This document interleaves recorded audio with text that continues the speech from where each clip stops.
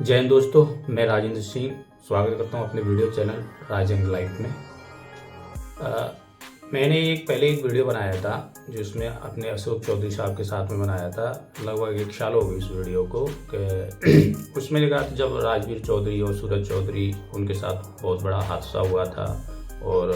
पहले सूरज चौधरी चले गए कोरोना की वजह से। उसके बाद राजवीर चौधरी जी वो चले गए एक्सीडेंट की वजह से। तो उनके ऊपर चौधरी साहब के ऊपर एक दुखों का पहाड़ सा आया था। तो उसके बाद हम जितने भी रिश्तेदार लोग थे, सारे लोग थे उस समय दुख में उनके साथ शामिल हुए थे। वहाँ से पूरी हम गए थे, मथुरा से मैं भी गया था, हमारे और भी जो रिश्तेदार हैं वो सारे लोग पहुँचे थे और उनके उस दुख में सभी लोग शामिल हुए थे और उनको दुख में जो भी सांत्वना, जो भी मदद थी वो हम दे सकते थे और दिए थे। उससे पहले कि जो भी उनके ओकेजन्स आए थे खुशी के, जो भी उनमें भी हम लोग सभी रिश्तेदार जितने भी थे सभी शामिल हुए थे। इसका मतलब है कि हम जो भी उनके जो सुख दुख हैं, रिश्तेदारों ने हमेशा उनका साथ दिया है, हमेशा हम लोग उनके साथ में रहे हैं और उनको सुखी में अगर सुख में उनका सुख बांटने की कोशिश की है और दुख में हमें उन दुख है उसको भी हमने हमेशा उनको दुख में साथ दिया है और दुख को हल्का करने की और उसको बांटने की कोशिश की है। इसी तरह एक बार उसके बाद जब सूरज चौधरी जी और जब राजवीर चौधरी दोनों इस दुनिया से चले गए और उसके बाद अशोक चौधरी जी मथुरा आए हुए थे, तो मैंने एक वीडियो बनाया था उनके साथ में कि भाई आज अशोक चौधरी जी हैं, मथुरा आए हुए हैं जो भगवान कृष्ण की नगरी है। और उसमें भगवान कृष्ण की नगरी में क्या है कि भाई भगवान कृष्ण तो जानते हैं सभी दुखों का एक समुद्र है। उनकी शरण में जो आता है वो आदमी वो उनको उनके जो दुख हैं, उनकी जो परेशानी है, भगवान कृष्ण उनके दुखों को हर लेते हैं और सब कुछ ठीक हो जाता है। तो उसी समय मैंने वीडियो बनाया था कि भाई हम जो रिश्तेदार हैं उनके दुख में साथ देना चाहिए और हम लोग दुख बांटने से कम होता है और जो सुख है वो बांटने से बढ़ता है। तो उसके बाद सब कुछ नॉर्मल उनकी जो ज़िंदगी है, जो घर की जो लाइफ है वो धीरे धीरे उनकी पटरी में आने लगी थी और नॉर्मल ज़िंदगी जीने लगे थे। अब दोबारा से पता नहीं क्या हुआ, समय की कैसे चाल आई कि लगभग 2 महीने से अगेन उनके घर में एक कॉन्फ्लिक्ट अराइज हुआ और सभी लोग धीरे धीरे सब लोग अलग होने लगे। अशोक चौधरी जी और उनकी जो घरवाली हैं वो अपना वहाँ रह गई, अंशु अपने घर पहुँच गई, सपना भी वहाँ से अपने घर पहुँच गई। जैसा भी है लेकिन उनके घर में थोड़ा सा कॉन्फ्लिक्ट 2 महीने से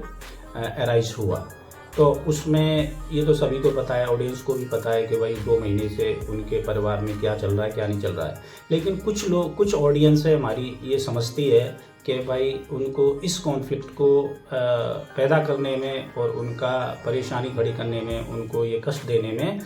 उनके रिश्तेदारों का हाथ है। तो मैं ये बोलना चाहूँगा आपको, मैं अपना जो स्टैंड है मैं क्लियर करना चाहूँगा कि न कि मैं काफ़ी क्लोज हूँ उनके, शुरू से ही क्लोज रहा हूँ मैं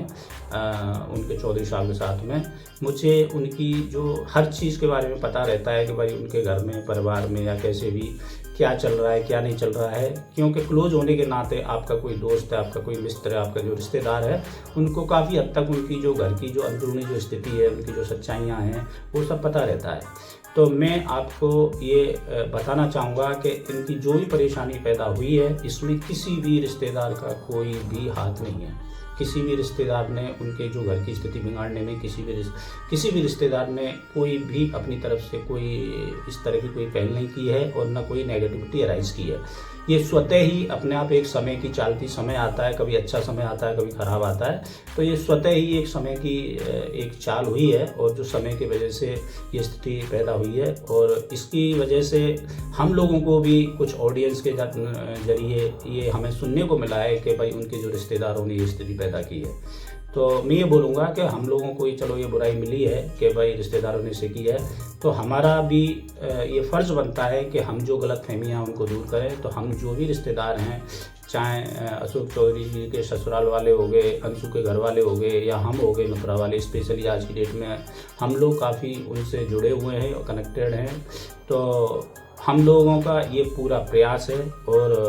कि वो जो स्थिति उनकी जो बिगड़ी है, जो खराब हुई है, वो स्थिति दोबारा से पहली जैसी स्थिति हो। हम लोग पूरा भरसक प्रयास कर रहे हैं और हमारी भगवान से हम प्रार्थना करते हैं कि उनकी जो पहली जैसी स्थिति वो दोबारा से बहाल हो जाए, जिससे वो भी अपनी पोतियों के साथ में, बहू के साथ में और आराम से अपना जो बचा कुचा जीवन है शांतिपूर्वक और सुखमय जीवन अपना काटें। और हम जो रिश्तेदारों को जो बुराइयां मिली है वो हम भी इस चीज़ से निकल जाएं कि भाई उनके जो रिश्तेदार हैं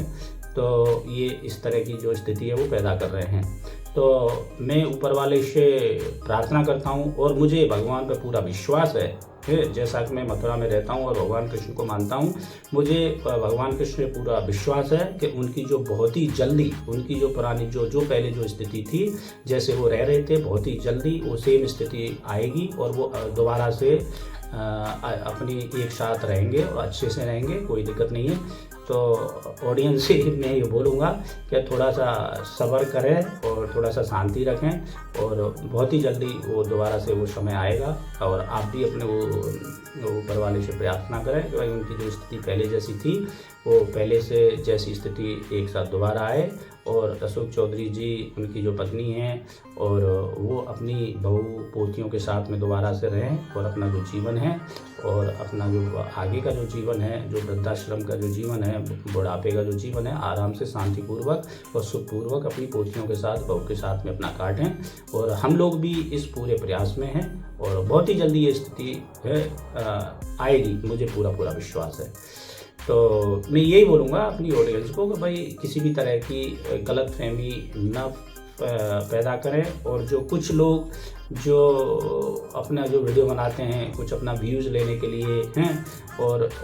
जो इधर उधर की बातें करते रहते हैं कि उन्होंने ऐसा कर दिया, उनके रिश्तेदारों ने ऐसा कर दिया, उन्होंने ऐसा कर दिया, बहू ने ऐसा कर दिया, सास ससुर ने ऐसा कर दिया, तो ये प्लीज़ ये स्थिति न करें, ऐसा काम न करें। एक हम अगर समाज में एक पॉजिटिव और जोड़ने वाली अगर चीज़ें अगर हम करेंगे, पॉजिटिव अगर सिग्नल देंगे समाज को, पॉजिटिव काम करेंगे और जोड़ने वाली अगर से काम करेंगे तो हमें भी जीवन में कहीं ना कहीं उसका बेनिफिट मिलेगा। अगर हम गलत काम करेंगे, ठीक है, जो